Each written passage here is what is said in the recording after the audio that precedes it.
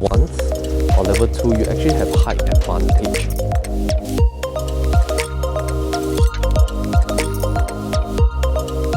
Based on your current property portfolio, what is the level of risk?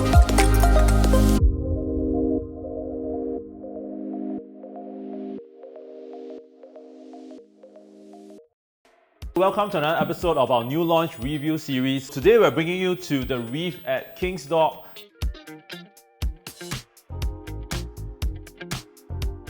Just to share with you more about the location, this is actually where it's at, around the VivoCity area at Telok Blangah. So where the Reef at King's Dock is actually located, if we look at the map right over here, it's right along where Harbourfront MRT is located. So of course in this zone you have the very popular VivoCity developed by Mapletree, and if you look further down to the left hand side over here, you have a few other notable projects that were also developed by Keppel. You have Reflections starting over on the left, and then coming down you have your Caribbean, and then finally Corals, and the newest one that we have is located right over here at King's Dock, hence the name. So if you look at all the greenery located on the map, predominantly you have the Keppel area where the Keppel Golf Course is currently located right over on the left hand side where Telok Blangah MRT is. And then further up, direct north of where the Reef is located, you have the entire Mount Faber area. So lots of parks and greenery. So if you're looking to live in this zone, other than getting, of course, the Greater Southern Waterfront potential upcoming in the near future, you also have all these nature parks located around the entire vicinity. One of the biggest malls in Singapore, VivoCity, your retail options, dining, cinemas are all located right there. What's also interesting to note is where Harbourfront is located, you have your cruise center. You can take the ferry and head over to Batam or Bintan, for your short staycations and stuff like that. Of course, with COVID out of the way. The last thing I think to point out is from VivoCity, of course, you also have the monorail, or if you are driving, you can head over to Sentosa in probably under 10 minutes because it's like within arm's reach, so to speak. If you have kids and you have family, you can head over and enjoy the beach in Sentosa Island itself.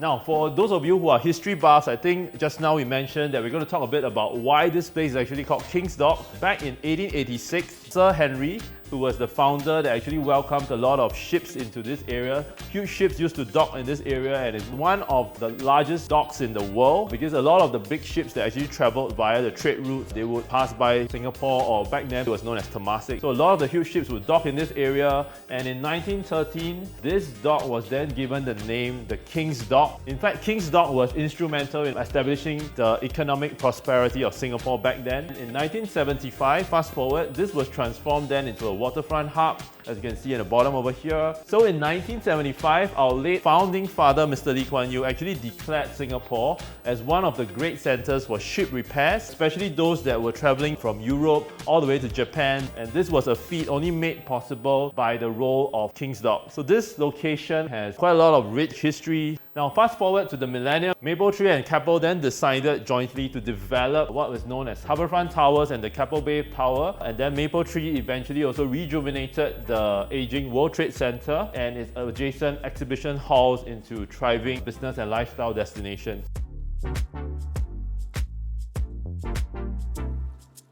Now, in the Greater Southern Waterfront, a lot of us are already aware that this is taking place in Singapore. Just to dive a bit deeper, what was actually announced in 2013 was the Greater Southern Waterfront is going to be a 30-kilometer coastline all the way from the Marine East area down to Pasir Panjang, which is where Harbourfront is also located. Now, this is of a very large scale. There's almost 2,000 hectares of land that's involved, 6 times the size of Marina Bay. And Keppel Club's lease, which is also expiring, will then have them move out in about 2 years' time. In place, there'll be 9,000 new BTO units in this entire area, as well as other forms of condominiums and residential units that will be built in this entire area.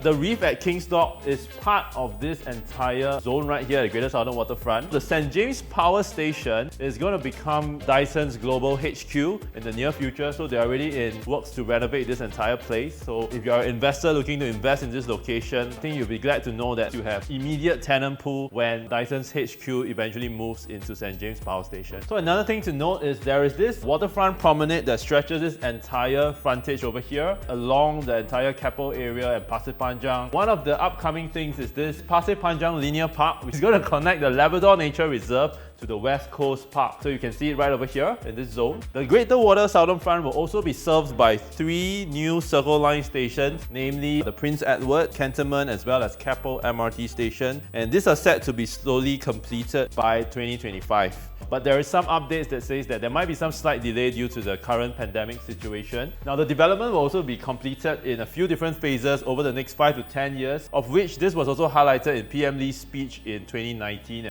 Just located nearby is this small island called the Pulau Brani, where PSA is currently operating from, and this is also used as the Brani terminal right now. In future, what's going to happen is PSA is actually moving out of this location, and NTUC is taking over to create an entire entertainment attraction zone in this little island. So this island will be like the little Sentosa, because there will also be a lot of entertainment zones created for tourists to visit as well as for families. This will be coined the Downtown South, where about 9,000 hectares of land will be transformed into various things like resorts, private and waterfront houses, as well as green co-working spaces slated to be done up and developed in this area. Now, as for Sentosa Island, since 2019, there hasn't been much news that has been announced, but we're pretty sure that there are a lot of new upcoming things that will be happening, such as the Minions Park that has been announced. There's also going to be this Super Nintendo World, and also a rebranding of the entire sea aquariums in Sentosa itself. And of course, the entire Sentosa sensory landscape will also be revitalized, which will be connecting all the Sentosa beaches.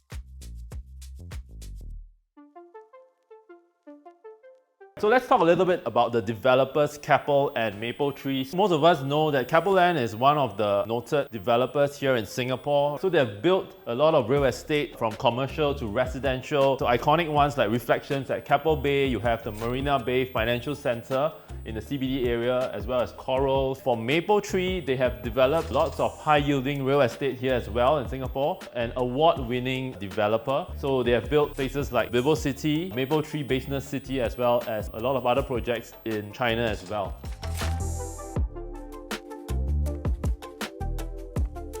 So this development is slated to be a 2 to 10 story type of development. So the blocks would have various ranges in terms of levels. So a total of 10 blocks in the development itself. Of course, you have the waterfront that fronts the entire development. And I think that's probably going to be one of the key attractions. There's a total of 429 units slated to TOP in December of 2025. The site area is about 284,000 odd square feet, located in District 4 at Harbourfront, and developers are a joint venture between Mapletree and Keppel. So this is predominantly a 99-year leasehold, but we did a search to try and find when this land was actually bought. There was actually no record of this because this used to be where PSA used to be located, and after it was vacated, the land was then left as it is. Now, Keppel has decided to turn this into a residential development called, of course, the Reef.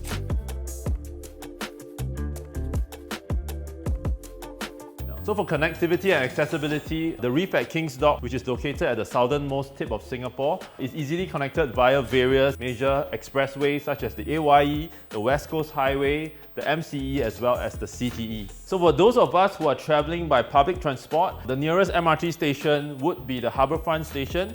So you have the North East Line located right there, as well as the Circle Line. Of course, there are also various bus services which you can head into our editorial to have a look in more detail as well.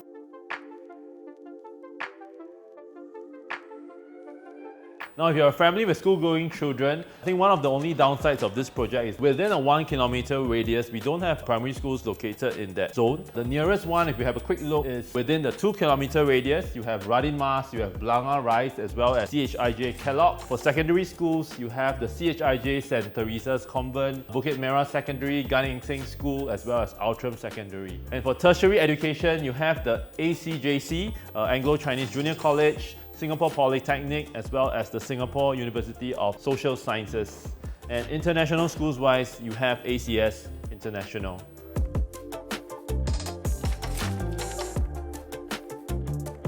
Now, if you're an investor looking to buy a unit for future rentability, I think one of the key commercial nodes located around the vicinity, for example, Harbourfront Centre itself, you have multiple office commercial buildings located right there. That's just a 6-minute walk away, so you don't even have to take like a bus, you can just literally walk to office. So definitely, I think tenants working in the harbourfront area will appreciate such convenience. Moving further out, if you're taking a bus, I think in under 10 to 15 minutes, you can get to Maple Tree Business City 1 and 2. You also have the Academy of Singapore Teachers and the Central Business District in Tanjong Pagar and Shenton Way. Now, so if you're travelling to the CBD area, definitely you can take the train from harbourfront to places like Outram Park or Raffles Place, which are definitely under 20 minutes travel time.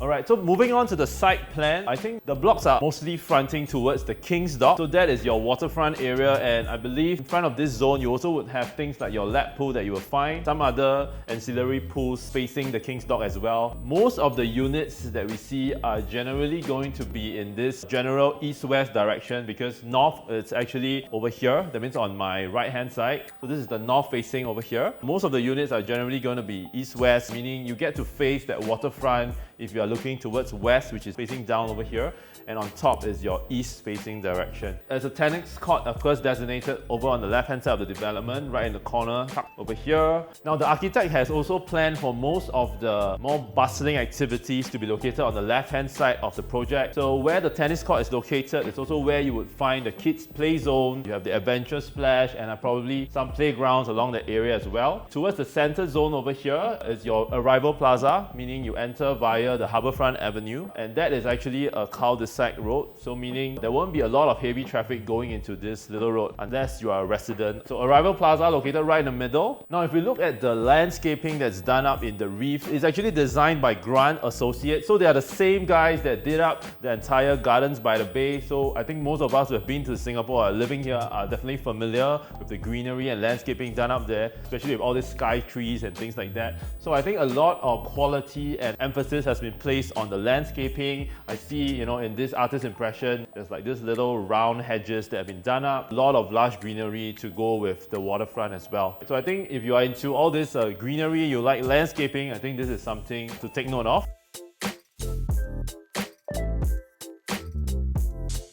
So at the Reef, you have mainly three main layout types here. You have the one-bedders, you have the two-bedders, as well as the three-bedders with a few different variations. So just to jump into the first one, so the type A1 layout is your one-bedder. This is sized at 484 square feet, and generally the one-bedder features a consolidated type of living dining area. The master bedroom, of course, is separated. You also have a decent-sized balcony. There's a different variation to the one-bedder, which doesn't actually have a balcony. So that is sized at about 431 square feet. I think probably this type of square footage would then lead to a smaller price quantum. So I think for investors, if you're looking at renting out a one-bedder and you want to keep your quantum at its lowest, then probably this size of a one-bedder might be ideal. The actual prices are not released at this point of time. So this is of course a slightly bigger type of a one-bedder setup. So probably if you're looking to live in this home yourself, if you're a bachelor or bachelorette, single, or if maybe just two of you living in the home, then you might want to consider the A2 or A3 layout. What's the signature about this layout is that if you look at the top, there's this triangular shaped type of a balcony. The size of this type of units range from about 538 square feet to 592 square feet. What I think you get, you have a fully separated kind of a kitchen area. So if you look at the one-bedder layouts, there's this very rare type of a layout known as the AS1. There are only two of these unit types in the entire development. It's also the only 1+ study. These are located on the ground floor of Stack 9 and Stack 67. But from our guess, we think that because this is sized a bit bigger, this is a 657 square feet type of a unit. In terms of the quantum pricing wise, probably this would be inching closer to your two-bedders as well. Perhaps this would be more suitable for someone that's looking to live in the home and they want to kind of have their own dedicated study space. Now, if we look at where the one-bedders are positioned on the site plan, I think the ones that will be located at Block 10, where it's facing the Harbourfront Avenue. So just a quick reminder, this is actually the entrance way that leads into the arrival plaza of the Reef. So this would definitely face a little more traffic noise as the vehicles are entering the development itself. The quieter facings, generally, I think you will be looking at those that are in Block 12, Block 6, 16, 22 and 20. Generally, Block 20 is the one that's overlooked the Sentosa Island side. So this area has about 5 different one-bedders right beside each other. This is facing into the lawn area. So generally, I think this would be a quiet facing. facing. Some others that we see are the ones looking into another block. So for example, if you look at block 22, there are some one-bedders. They are actually facing directly into block 2, which is right in front of it. Similarly for block 6 and block 8 as well. At block 16, the ones facing the arrival plaza, I guess that will be the most convenient if you're heading out to catch a grab. So where the 1+ studies are located is located at block 8 right over here, and as well as block 2. So it is formed up by a combination of stack 9. So there is actually a 2+ study combined with a 1+ study, because on the upper levels, these are actually the 3-bedder type of layout. Right now we'll move on to the 2-bedder. So moving on to the 2-bedder type of layouts, of course you have the typical 2-bedders, you have the 2+ study as well as the 2-bedder premium. Right, so kicking things off, this is one of the smaller type of 2-bedders, standing at 732 square feet, type B1 layout. So what we see is you get 2 good sized rooms. So something to note in this layout is a bit more walkway going on around the house, meaning as you enter, there's this long entrance walkway that traverses through your kitchen before you lead into your living area. B2 is a similar type of layout. However, you have a slightly more squarish floor plan going, because as you enter, the walkways are a bit shorter and the entranceway into your dining is also wider as compared to the B1 type of a layout. And in the type B3 layout at 689 square feet, I personally like this layout a little more because you have a bit more wider walkways in your home.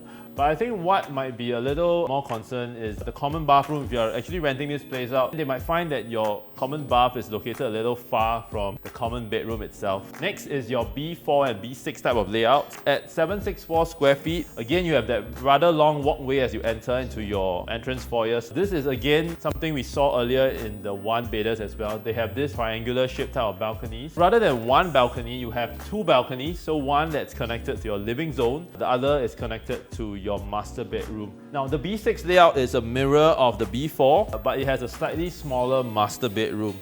Next up is your B5 layout. So this one again, you see that triangular balcony, but only 1 balcony in the B5. Now, so back to the site plan, let's have an overview of the 2-bedders in this development. Let's start from the left-hand side. So you see that 2 of the 2-bedder units facing into the more bustling areas where you have the tennis court and your kids' playground. So that's probably going to be a little more noisy. If you prefer a quieter facing, then those facing the Eco Pond between block 10 and 12 might be a little more suitable if you want a bit more quieter environment. And then there is a few of them that are lined kind of like encompassing the entire arrival zone area. So those facing definitely into the arrival zone at block 16 will definitely be a bit more noisy as well. If you want quieter facing, then again facing in block to block. So I guess there's a trade-off. If you kind of want quieter facing in the Reef, most of the time the units are kind of like looking into each other. I think the most premium stacks would definitely be the one located at block 20. So right over here, you have that unblocked kind of a waterfront view. You see that at stack 49, 50 as well as 51. So if you want to know which are the smallest priced quantum type of 2-bedders, my guess is probably it'll be those with the smaller type of square footage. So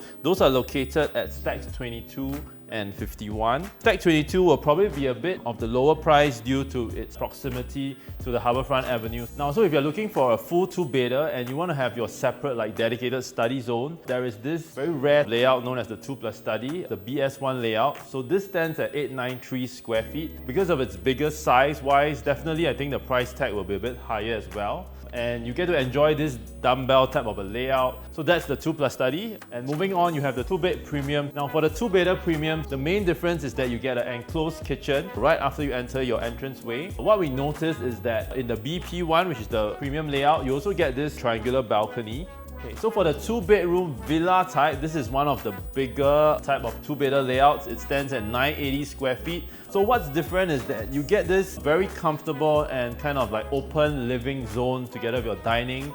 And moving on to the 2 bedrooms, this is a bit different where you actually get 3 different entrances into your balcony, because you can enter the balcony via your living room, your bedroom number 2, as well as your master bedroom. So if you kind of prefer this kind of a setup with adjoining kind of balcony to your individual rooms as well as living spaces, then the 2-bedroom villa is something to consider.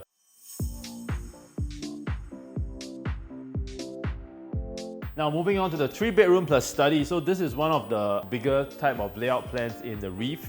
So you get, of course, 3 full-size bedrooms. You have a separate kind of like dedicated study zone located right in the middle of the unit. So the entire layout spans 1076 square feet. We want to nitpick a little. Thing that could be done better was we see quite a little bit of walkway spaces that enter into bedroom number 2. Because of the long corridor, I don't think you can build a lot of cabinetry space in that zone. Similarly for the master as well, there's that long walkway. And the balcony view is provided for in the master and living zone, so you get 2 separate balconies. Moving on to the 3-bedder premium layouts. This is where you get more exclusivity. There is a walkway that leads to the kitchen area once you enter into your home. Another thing we saw that is similar to the 3+ study, you also get 2 balconies, one adjoining the living, one in the master. But what's interesting to note, if you look at bedroom 3, there's an option provided where you can either opt for a wardrobe unit if you're using this as a fully functioning bedroom, or if you're going to use this as a study unit, then they can also provide a study right there. Alright, so next one, we have another type of 3-bedder premium. This one again, we see that very signature triangular shaped balcony. There are 3 fully functioning bedrooms. Again, we see that WC, but this time with a bigger utility room. And this time around, of course, with that huge triangular balcony, you get master bedroom, bedroom 3, as well as a living, all having access to the balcony area. Last but not least, you have the 3-bedroom villa. So we saw this in a 2-bedder as well. So in the 3-bedder villa, this is called the CV1-P. The 3-bedroom villa stands at about 1345 square feet. Something different is in the villas, we noticed they always have that separate home shelter, which most people commonly use as a storage room. So with indicative prices from the developer right now at about 2.7 million onwards for the 3-bedders. So at stacks 13 and 26, this probably cater to families who wish to be closer to the facilities of the development. Pricing wise, I think this will be priced lower than stacks 47 and 60 because they have that panoramic view of the ocean. Now the CP1 layout, this would cater to people who enjoy the ocean views. So these are located at stack 48 and 59. As compared to stacks 14 and 25, I think they would be in a lower price quantum. The middle price stacks would definitely be stack 65 and 66. But I think if we compare 65 and 66, 65 would have a slightly better view. For the 3-bedroom villas, we feel that the stacks are pretty much balanced all around, with the developer pricing it to start from about the $4 million mark.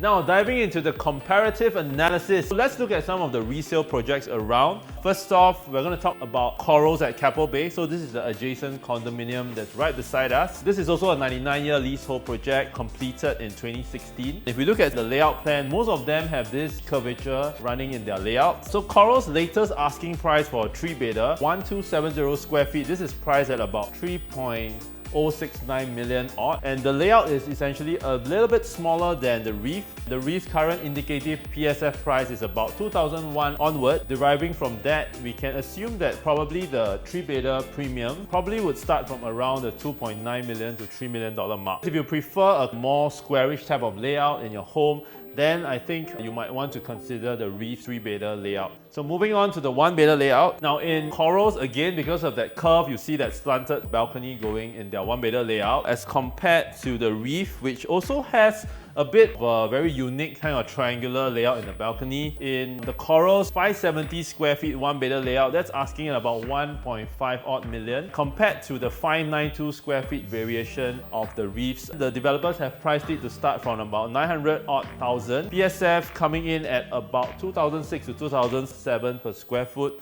So moving on, we're going to compare against another development in the vicinity known as the Caribbean at Keppel Bay. So this is a massive 969 unit development. Caribbean was actually completed in 2004. So diving into the floor plan itself, we're going to compare the 3-bedders. If we look at Caribbean, there's a bit of like a diagonal type of a layout going. You also have your own private lift lobby in the 1227 square feet. Comparing CP1 at the Reef, which is 1216 square feet. The one at Caribbean has a rather compact layout. The kitchen is a bit more angled, it feels a bit more constrained. While it is superior with having a larger ensuite bedroom, yard, as well as utility area, you do sacrifice in terms of having a smaller balcony space. So at the Reef, you have a wider balcony, spans across the living area, as well as a private balcony for the master bedroom as well. Price-wise, Caribbean's 3-bedder is going at about 2 odd million, and for the Reef being new, this is priced starting from about 2.7 million. So I think it depends on what are your needs as a family, or if you're planning to actually rent out this space. So moving on to the 2-bedders, we're going to compare the ones at Caribbean to the Reef. Both units are quite similar in size. From their layout, I think they appeal to different audience because the Reef has a lot of area kind of dedicated to the balcony space. So you essentially have that triangular balcony as compared to Caribbean, where you also get a private live lobby space in your 2-bedder. Price-wise at the Caribbean, this is going at about 1.5 million as compared to the Reef. It's also starting from about 1.5 million indicatively.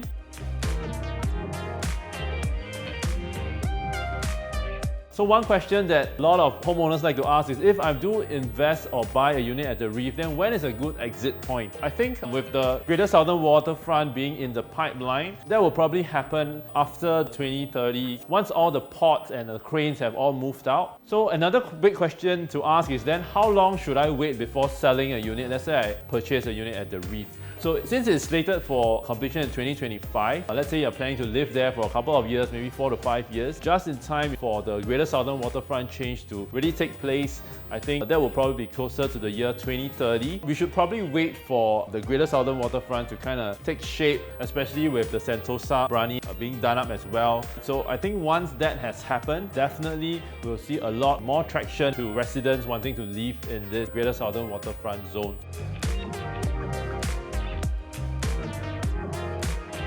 So as a final verdict, I think right now interest rates are on the low, and I think it's a good time if you're looking for a property type of investment. The Reef is probably one for consideration, especially with the upcoming Greater Southern Waterfront potential and pipeline as well. Alright, so if you want to find out a bit more about the Reef at King's Dock, our buyers team at PropertyLimBrothers will be glad to assist you. And also stay tuned for part 2, where we're going to go into the show flat at the Reef at King's Dock, show you a bit more about how the features as well as the layouts will look like, as well as do a tour of the site plan as well. I'm Mark. Till next time, I'll see you soon.